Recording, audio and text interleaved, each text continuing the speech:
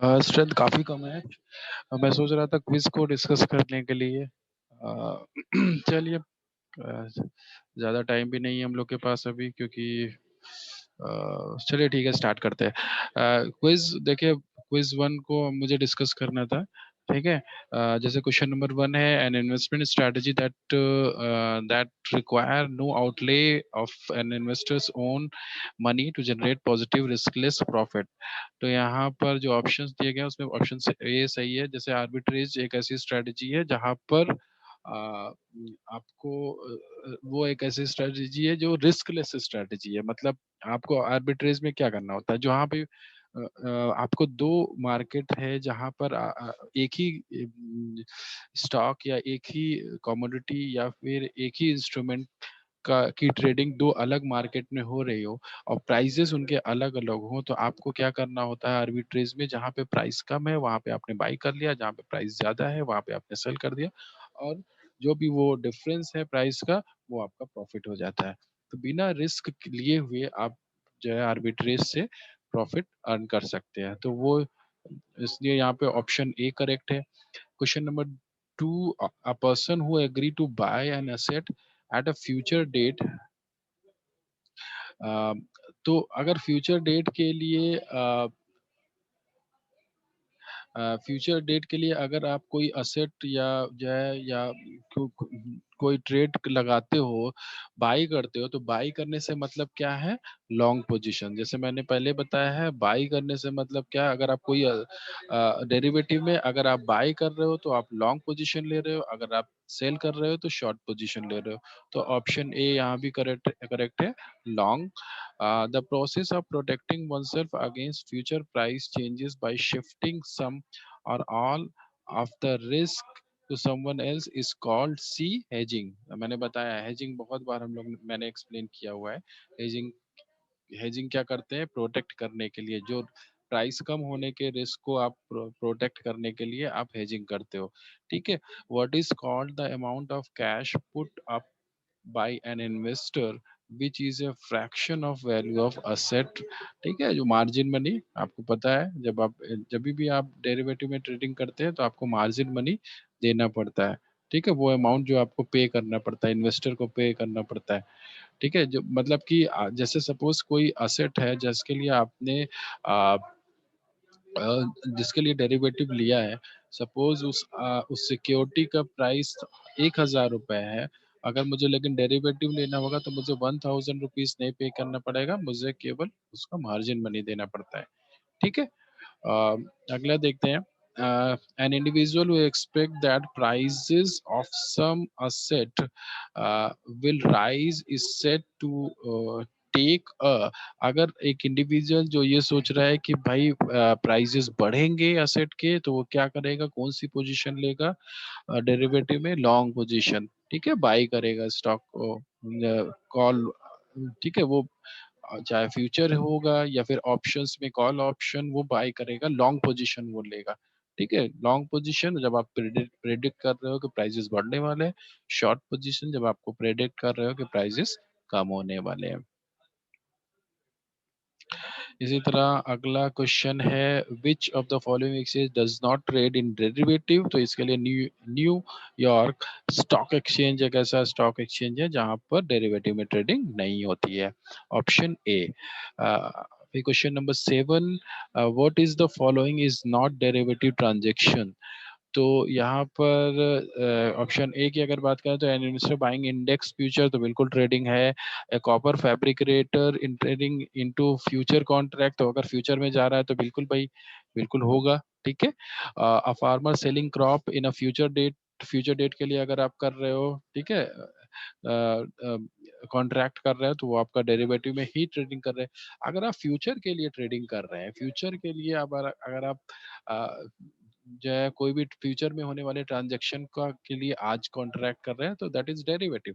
ठीक है, मगर ऑप्शन डी क्या है, an exporter selling dollars in the spot market. तो ये भाई डॉलर सेल कर रहे हैं लेकिन स्पॉट मार्केट में। तो स्पॉट मार्केट मतलब आज ही मुझे खरीद रहा हूँ, आज ही मुझे डिलीवरी मिल रही है, आज ही मैं डिलीवरी दे रहा हूँ, आज ही मैं बेच रहा हूँ। ठीक है। तो स्पॉट मार्केट से वो आपका डेरिवेटिव मार्केट बिल्कुल भी नहीं है, ठीक है। तो ये आपका डेरिवेटिव ट्रांजैक्शन नहीं है, ऑप्शन डी।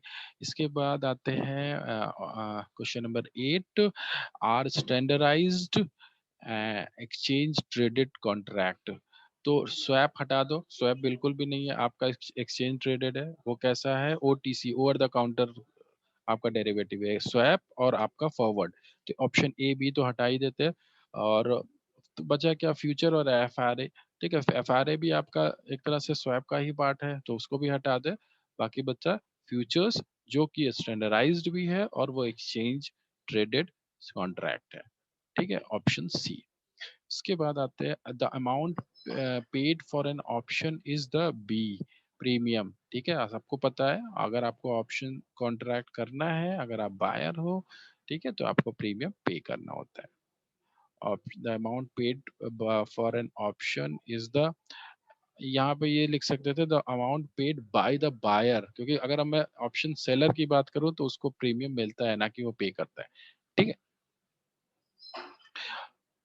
जब भी ऐसे मल्टीपल चॉइस क्वेश्चंस हो, एमसीक्यू हो, तो वहां पर आप अगर सपोज इधर कुछ गलती भी है, तो जो सबसे ज्यादा सही आंसर, मतलब जो आपको आपको सबसे ज्यादा करेक्ट लग रहा हो, उसके साथ जाना चाहिए। तो यहाँ पर वही चीज, वही प्रॉब्लम हुई।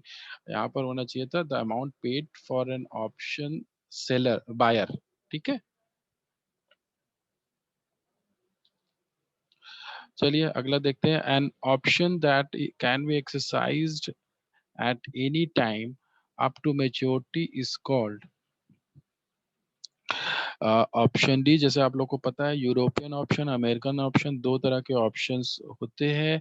अगर ऑप्शन अमेरिकन ऑप्शन की बात करें, तो यहाँ पर आप कभी भी उस कॉन्ट्रैक्ट को एक्सरसाइज कर सकते हैं, वहां से एग्जिट ले सकते हैं। मगर यूरोपियन में ऐसा नहीं है। यूरोपियन में वो पूरा टर्म आपको पूरा करना होता है, पूरा ड्यूरेशन जब खत्म हो जाएगा तब वो कॉन्ट्रैक्ट एक्सपायर होगा। ठीक है, ज्यादातर जो ट्रेडिंग होती है वो अमेरिकन ऑप्शन में ही होती है। उसके बाद question number 11, option on individual stock are referred as stock option. बिल्कुल आसान है, ठीक है, इंडिविजुअल स्टॉक है। क्या क्या क्या क्या में आप ट्रेडिंग कर सकते हैं डेरिवेटिव में, स्टॉक ऑप्शंस। फ्यूचर में भी ऑप्शन ले सकते हैं, इंडेक्स में ऑप्शन ले सकते हैं, ठीक है, करेंसी में ऑप्शन ले सकते हैं, कमोडिटी में ऑप्शन ले सकते हैं। तो यहाँ पे अगर अगर कोई इंडिविजुअल स्टॉक है तो उसको स्टॉक ऑप्शन बोलते हैं। ठीक है, a derivative is a contract between two और मोर parties whose value based on underlying asset। यहाँ पे देखिए इक्विटी है, आप इक्विटी पे भी होता है, हो सकता है, इंडेक्स पे भी मिल सकता है, कमोडिटी पे भी हो सकता है, और option D all of the above. तो यही आपका ऑप्शन सही है। आगे चलते हैं, option are financial derivative that gives buyer the right. Buyer के पास क्या मिलता है, राइट आता है। ठीक है, ऑब्लिगेशन किसके पास जाता है, सेलर के पास। ठीक है, अगर यहाँ पर ये होता option are financial derivative that give seller the obligation. ठीक है, अगर सेलर होता तो obligation. Options are financial derivative that gives buyer the, अच्छा ये हो गया। Future are financial derivative that give the both party obligation. ठीक है, दोनों पार्टीज के पास। अगर हम लोग ऑप्शन की बात करें तो वहां पर सेलर के पास ऑब्लिगेशन होगा, बायर के पास राइट मिलता है। और अगर हम लोग फ्यूचर्स की बात करें तो दोनों, बोथ पार्टीज, दोनों पार्टीज के ऑब्लिगेशंस होते हैं। ठीक है, चाहे आप बाई कर रहे हो या सेल कर रहे हो। Over the counter OTC forward contract is, आपको जैसे पता है फॉरवर्ड कॉन्ट्रैक्ट क्या होता है। ठीक है, फॉरवर्ड कॉन्ट्रैक्ट मतलब ओवर द काउंटर कॉन्ट्रैक्ट होते हैं, वहां पर आप ट्रेडिंग के लिए आपको स्टॉक एक्सचेंज जाने की जरूरत नहीं होती है। तो ऑप्शन ए तो बिल्कुल नहीं सही है, एंड ऑप्शन टू कॉल। ठीक है, फॉरवर्ड तो अलग ही है, फॉरवर्ड कॉन्ट्रैक्ट फॉर विच पे back is outside the contract period, बिल्कुल नहीं। ऑप्शन सी, अ कस्टमाइज एग्रीमेंट, बिल्कुल ठीक है, कस्टमाइज एग्रीमेंट होता है। ठीक है, स्टैंडर्डाइज्ड नहीं होता, कस्टमाइज होता है। दोनों लोग, दो लोग मिलते हैं, बायर सेलर, और आपस में सारे कंडीशंस को तय करते हैं, तो कस्टमाइज हो गया। That is not traded on stock exchange. तो ये भी इसकी भी ट्रेडिंग, अब फॉरवर्ड कॉन्ट्रैक्ट की ट्रेडिंग स्टॉक एक्सचेंज में बिल्कुल नहीं होती, कस्टमाइज एग्रीमेंट है। तो ऑप्शन सी करेक्ट है। ऑप्शन डी तो बिल्कुल नहीं, स्टैंडर्डाइज कॉन्ट्रैक्ट नहीं है। ठीक है, तो आगे चलते हैं। Question number 16, an agreement to accept for or make delivery of an asset on a particular future date at a price struck today is called a future contract. ठीक है, आप लोग को पता ही है फ्यूचर कॉन्ट्रैक्ट के बारे में. ठीक है.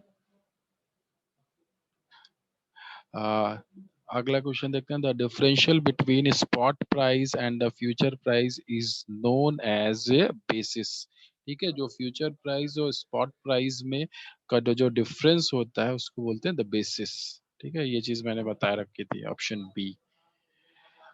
The right but not the obligation to buy an asset to a particular price during the stipulated period is called a call option. आपको पता है call option.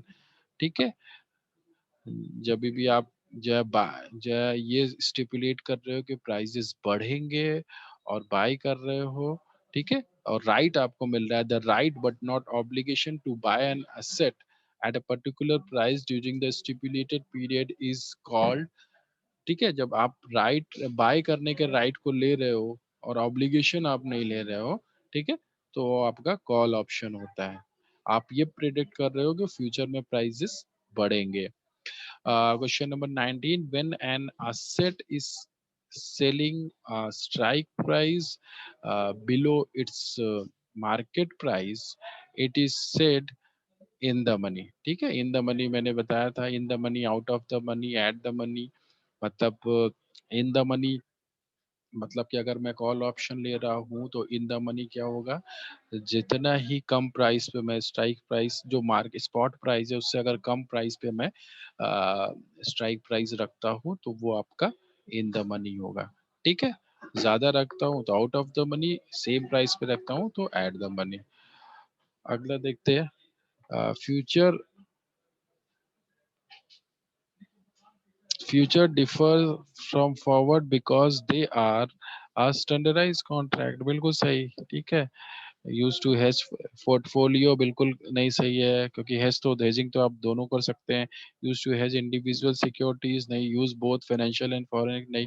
स्टैंडर्डाइज कॉन्ट्रैक्ट ये ज्यादा सही भाई. फ्यूचर आपका स्टैंडर्डाइज्ड है, फॉरवर्ड आपका जो है सॉरी हाँ फ्यूचर आपका स्टैंडर्डाइज्ड है और फॉरवर्ड आपका कस्टमाइज्ड है. तो ये जो है इस बेसिस पे आप दोनों का डिफरेंस रख सकते हो. ठीक है, इसी तरह से आपका ये सेक्शन बी है जहाँ पर दिया गया है question. If the security is priced eight ₹300, what will the price in 1 month taking continuous compounding. ठीक है, तो ये सारी चीजें तो मेरे ख्याल से कंटिन्यूअस कंपाउंडिंग से आप ये तो कैलकुलेशन है. ठीक है, तो कर लोगे.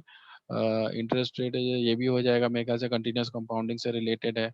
ठीक है, और if for $1,000 premium you buy 1 lakh US dollar call option on the bond future with strike price of 110, at the expiration date is price is 114. ठीक है,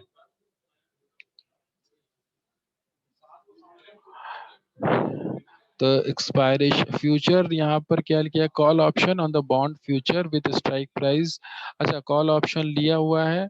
हाँ तो ठीक है, कॉल ऑप्शन लिया हुआ है. प्राइस डिफरेंस जो होगा 110 से 114 हो गया, यानी कि ₹4 आपका ये प्रॉफिट है. ₹4,000 $4,000 आपका प्रॉफिट है. ठीक है, तो इसी तरह से ये सारे क्वेश्चंस मेरे ख्याल से हो जाएंगे. इसमें इतनी प्रॉब्लम नहीं होनी चाहिए. न्यूमेरिकल जो क्वेश्चंस है जैसे कि यहाँ पे ये दिया गया, Arpita is a bullish about company X Y Z and buy 1-2 month XYZ future contract at ₹2,90,000 on last Thursday of second month. XYZ closes um, by 269. What her payoff lot size is 1,000. lot size is 1,000, तो 2,92,000 को आप 1,000 से divide कर दोगे तो 292 rupees का future contract आपने bye किया हुआ है. और अभी जो है आपको 269 यानी लॉस हो रहा है. सिम ठीक है, 292 माइनस 269 वो आपका लॉस है. ठीक है, तो आसान सा ये भी था. उसके बाद ये सारे क्वेश्चंस लगभग लगभग वैसे ही हैं ये हम लोग ने बहुत सारे मतलब हम लोग ने बहुत काफ़ी न्यूमेरिकल कर चुके हैं, तो मेरे ख्याल से इसमें इतनी प्रॉब्लम आप लोगों को नहीं हुई होगी। ठीक है? लॉन्ग पोजीशन ले रहे हैं तो ये अज्यूम कर रहे हैं प्राइस बढ़ेंगे, शॉर्ट पोजीशन ले रहे हैं तो ये अज्यूम कर रहे हैं कि प्राइस कम होंगे। तो जो भी आपका क्लोजिंग प्राइस है उससे कंपेयर कर लेना है, प्रॉफिट होगा हो सकता है या फिर लॉस हो सकता है। ठीक है? तो इस तरह से ये सारे क्वेश्चंस हो जाएंगे। उसके बाद आते हैं आपका सेक्शन सी पर। यहाँ पे financial derivative include stock, bond, नहीं, फ्यूचर और फॉरवर्ड आपका करेक्ट ऑप्शन है। Option derivative include call option, put option, A and C, बिल्कुल आसान सा था। Identify OTC derivative, over the counter derivative कौन से होते हैं, 1000 बार मैं बता चुका हूँ। और आपका स्वैप और आपका forward, A and D. Identify participant in derivative market, तो पार्टिसिपेंट कौन से होते हैं डेरिवेटिव मार्केट में, आपके स्पेकुलेटर्स भी होते हैं, आर्बिट्रेजर्स भी होते हैं। स्पेकुलेटर जो शॉर्ट टर्म के लिए जो बहुत कम टाइम में प्रॉफिट बाय और सेल करके प्रॉफिट ले सकते हैं, आर्बिट्रेजर दो दो अलग अलग मार्केट का फायदा उठाते हैं। फाइनेंशियल इंस्टीट्यूशन कोई पार्टिसिपेट नहीं है, म्यूचुअल फंड कंपनी कोई पार्टिसिपेट नहीं है, तो ए और बी आपका करेक्ट ऑप्शन है। The underlying securities for derivative market are सब कुछ है, कमोडिटी भी है, मेटल भी है, कॉमन शेयर्स भी है, इंडेक्स भी है, सारी चीजें हैं। ए बी सी डी चारों ऑप्शन करेक्ट है। What is which of the following is true, future contract trade on financial exchange, ठीक है, करेक्ट है। Future contract allow fewer delivery option and then forward contract, नहीं, बिल्कुल ऐसा नहीं है। ठीक है। The future contract are marked to market, बिल्कुल सही है, रोज आप उसके रेट चेंज होते रहते हैं। ठीक है। Future contract are more liquid than forward contract, हाँ बिल्कुल सही, ज्यादा लिक्विड भाई। ट्रेड आप अगर जो है स्टॉक मार्केट में ट्रेड कर रहे हो तो वहां पे भाई लिक्विडिटी ज्यादा होती है। फॉरवर्ड में ऐसा नहीं होता, जब ड्यूरेशन खत्म होगा तब आपको डिलीवरी मिलेगी या पैसे मिलेंगे, तो वहां पे लिक्विडिटी ऐसे इतनी नहीं होगी in comparison to future contract. अगला देखते हैं, future market have grown rapidly because futures are standardized, correct, correct, standardized है, have a lower default risk, because stock exchange में जा रहे हैं तो वहां पे डिफॉल्ट होने के चांसेस बहुत ना के नहीं होते हैं। आर लिक्विड, हाँ ठीक है, लिक्विड है। हैव नो ऑब्लिगेशन, नहीं, ऑब्लिगेशन तो होते हैं, ये करेक्ट नहीं है, बाकी एबीसी करेक्ट है। Forward contract are includes hedge contract, correct, transferable, specific delivery, non transfer, ठीक है। यहाँ पे भी सारे ऑप्शन, सारे आपके जो भी ऑप्शंस है सब करेक्ट है। यहाँ पे हर तरह के हेज भी कर सकते हैं, हेज कॉन्ट्रैक्ट होते हैं, फॉरवर्ड एफआरए भी पार्ट होते हैं, और ट्रांसफर भी किए जा सकते हैं, और नहीं, नॉन ट्रांसफरेबल भी होते हैं। ठीक है। The underlying asset of forward contract include traditional agricultural, बिल्कुल होते हैं अंडरलाइंग असेट। करेंसी भी हो आपका, करेंसी में भी आप फॉरवर्ड कॉन्ट्रैक्ट कर सकते हैं, इंटरेस्ट रेट में भी कर सकते हैं, म्यूचुअल फंड में नहीं हो सकता। तो ये आपका ए बी सी तीनों ऑप्शन करेक्ट है। Identify currency futures that are available trading on future on various exchange in India, तो जो ऑप्शंस अवेलेबल है करेंसी फ्यूचर्स के, वो इंडिया में वो यूएसडी आईएनआर और आपका जीबीपी आईएनआर, यही दो आपके पास ऑप्शंस अवेलेबल हैं ट्रेड करने के करेंसी में। ओके, तो ये सारे क्वेश्चंस हो गए आपके क्विज 1 के। ठीक है, अभी मैं ये विद सॉल्यूशन ये सारा कुछ आपके गूगल क्लासरूम पर अपलोड कर दूंगा। ओके, बहुत ज्यादा इंपॉर्टेंट क्वेश्चंस है आपके, क्योंकि फाइनल एग्जाम्स प्री एंड सब कुछ इसी पैटर्न पे होंगे, और जो आपका प्री एंड होगा वहां भी इसी तरह का यही पैटर्न होगा। मतलब वहां पे आपके 3 सेक्शंस होंगे, सेक्शन ए वन आंसर वाले, सेक्शन बी न्यूमेरिकल क्वेश्चंस होंगे, section C more than one answer वाले। ठीक है, तो तीनों तरीके के क्वेश्चंस आपको प्री एंड में मिलेंगे, जैसे आप क्विज दिया है आपने उसी तरह के क्वेश्चंस। न्यूमेरिकल क्वेश्चंस भी पूछे जाएंगे जो दो दो मार्क के होंगे, मोर देन वन वाले, मोर देन वन आंसर वाले क्वेश्चन भी 2 मार्क के होंगे, और जो आपके वन आंसर वाले क्वेश्चंस है वो एक एक मार्क का होगा। ठीक है, ठीक है, आज के लिए फिर इतना ही रखते हैं। Okay, thank you class.